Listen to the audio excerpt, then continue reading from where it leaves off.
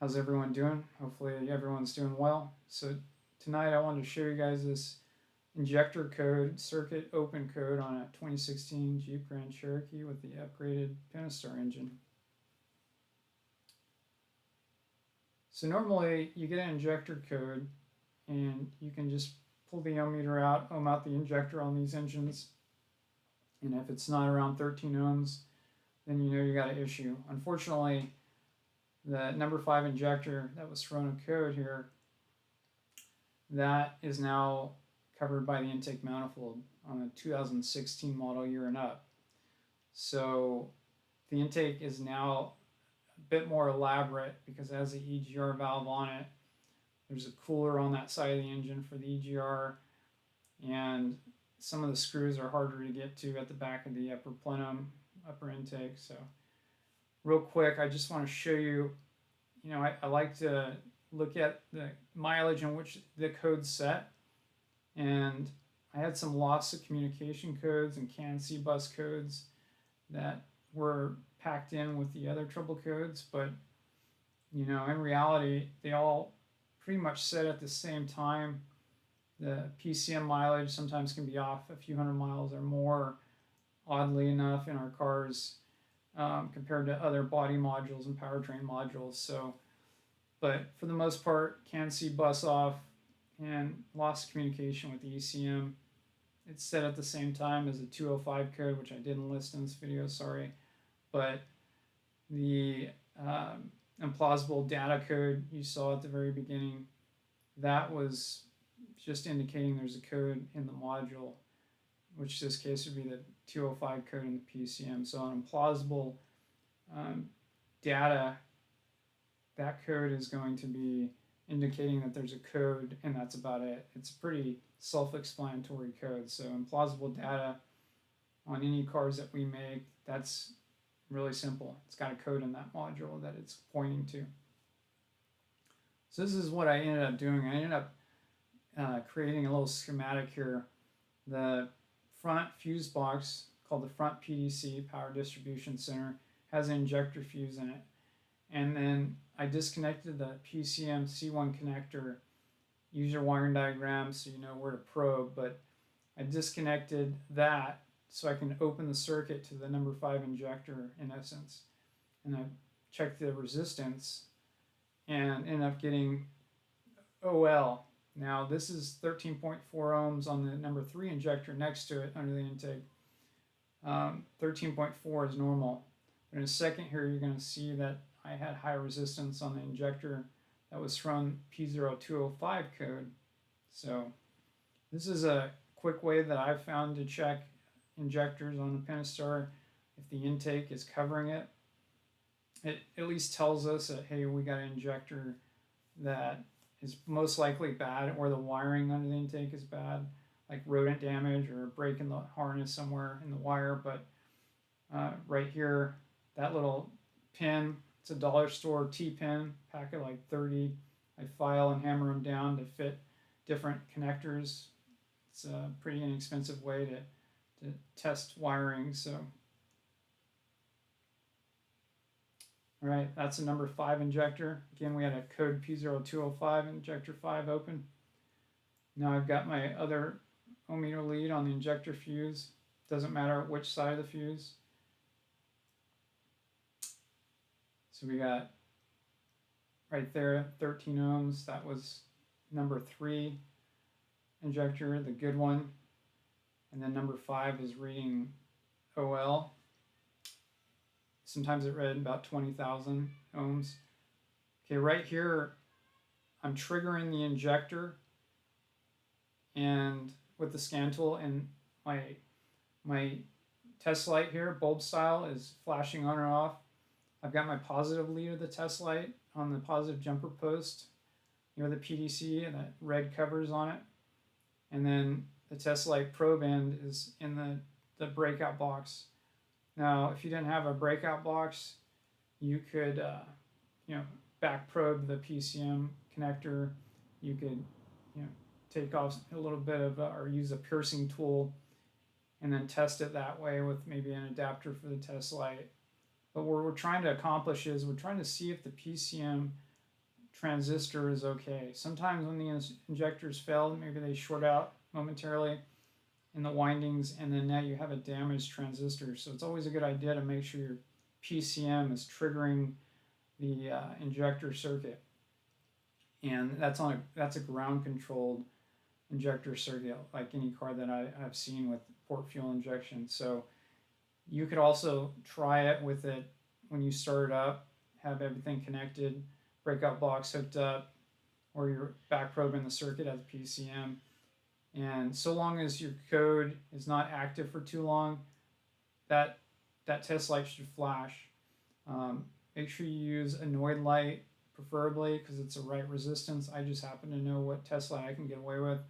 If it's a high impedance, high resistance test light like LED, chances are it's not going to give you a valid test. So you want to have a bulb that's around the same resistance as that injector so you don't damage your PCM when you're testing it. So all those factors come into play. Just be smart and just realize that you can damage circuits if you have the wrong resistance. Mainly too low resistance in your test light can damage that transistor. In this case, I know it's good, it's flashing. I can also go one step further and I can get the picoscope out. And I've got a pocket picoscope, and I got it on Amazon for like 150 bucks. It's right there, along with the $20 attenuator black box you see attached to the A port. I've got my ground lead hooked up to the PCM case, which has a ground, and then I've got the breakout box. So my red lead of the picoscope is going to the number 3 injector ground control. So that's the number 3 injector on the ground side. So right there, I went key on, engine off. When you go key on, engine off, you have the ASD power up the injectors for about 3 to 5 seconds. That's been true since I can remember 10, 20 years with the ASD system. But if you see that on the breakout box on your PCM injector controlled wire, so at the very end of that circuit, you see 12 volts just like this, then there's a strong possibility that that circuit has continuity all the way to the PCM. But you got to be a little careful, because if it's got like a few thousand ohms, because it's an open circuit, it's going to key on, engine off, possibly show you 12 volts just like this, because it's an open circuit. And if you're not sure how that works, study up on Ohm's law and take some electrical courses online. There's some good stuff, good videos. But so right then and there, I'm just doing this to just double check and get some picoscope experience. It's not entirely necessary to do this, but while we're in here looking at it, that's a good one. And again, I've got voltage all the way to the PCM on this number 3 circuit. And when I checked number 5, I had 0 volts. 0 volts when I started it on the PCM injector 5 wire at the breakout box. So that means it's at the PCM at the end of the circuit. 0 volts. Always at 0 volts. Every other injector, I get the 12 volts when I go key on, engine off. And then I start it up and I get this pattern right here I'm going to show you. This is a good injector. This is that same vehicle. This is the one next to it, the number 3 injector. That's a perfectly normal signal there. When it drops below the flat line on the left, you see it dip down. I didn't zero the meter, and I've got an attenuator on there, which means the voltage is reduced, but that is the PCM grounding that number 3 injector when it drops down for a specific amount of time in milliseconds, so way less than a second, very quickly this is happening. So it grounds out that injector, which means it's basically opening the injector spraying fuel, and at the end you see it jump way up. And when it jumps up, I know it says about 3 to 4 volts, but that's more like 30 to 40 volts, because the attenuator on my scope, it drops the voltage down by, I think, a factor of 10. And that's to protect the scope because I'm using a cheap Pico scope. And so at that point, I look at that pattern on number 3 injector. That looks great. It's grounding out. The voltage is spiking up. There's a little bit of bump as the signal curves down to the flat line on the right.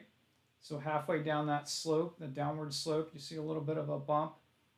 That's actually the pintle of the injector moving, I believe, to the closed position. So if you had like a stuck injector, it may not show that little bump, and you might want to use a higher end picoscope if you're getting that far into scoping vehicles. In this case, I just wanted to see quickly what the injector circuit looked like on a known good injector, just to have a reference. So again, number 5, 0 volts. So that was a strong indicator too that I had an open circuit. And yeah, this would be overkill, but it's not a bad idea to get practice with the scope and, you know, really prove that you have an open circuit. So now I've got the injectors off. That's a lower intake manifold. All the injectors are attached to the lower intake. That's the number 5 injector. Right now it's jumping from thousands of an ohm to OL, so infinite. So we have it open for sure. You see 5K there, 8K, 30K. Should not be in thousands of an ohm. So we're going to check the injector next to it, number 3. That was good on the scope. Right there, I'm checking my meter to make sure the leads are good. Touch them together, we got 0.1 ohms, so that's good. Always check your equipment before you test the vehicle. All right, so we got 12.9 ohms. Manufacturer says we need to be within 10% of a known good injector. So I think that's like 1.2 ohms if, you know, if it's 12.9. But these injectors, I don't know if they have bad solder joints where the terminal meets inside with the winding, but it's a good idea to grab these injectors and wiggle them around while you're testing it like I am, because sometimes you'll have an injector just ready to desolder itself inside and it might go high resistance or open circuit and you'll save yourself a comeback. So, all right, have a good one.